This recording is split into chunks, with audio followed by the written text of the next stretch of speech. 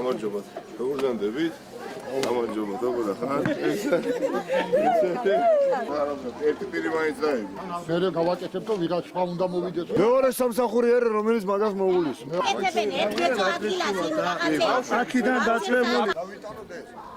ეს მაინც გაეტანა რო ერთი პატარა აქ რა იყო ბუდიში? ირანა, დაგიკანონოთ ადამიანმა. ვარ მრავალშვილიანი დედა, ვარ ტოლვილი, მყავს ინვალიდი შვილი. საერთოდ არაფერი არ არის აქ, აი ტალახი. გზას გვიკეთებენ, აგერ მე რამდენი ხანია სულ ტვერში ვიხჩობეთ. სკოლაში ვერ დამყავს ბავშვი, ავტობუსი არ ამოდის ზემოთ.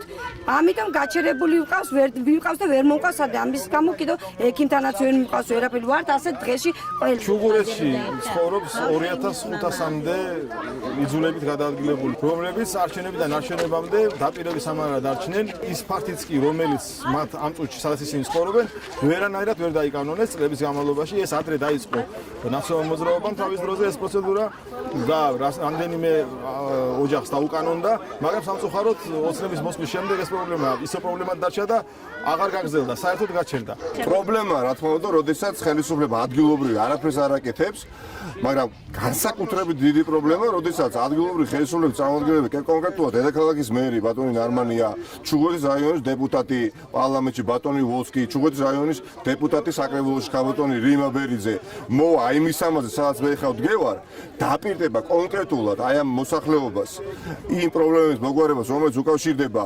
კანალიზაციის, ასე ვთქვათ, პრობლემას, უკავშირდება ფართის დაკანონებას, მაგრამ მაინც არ კეთდება.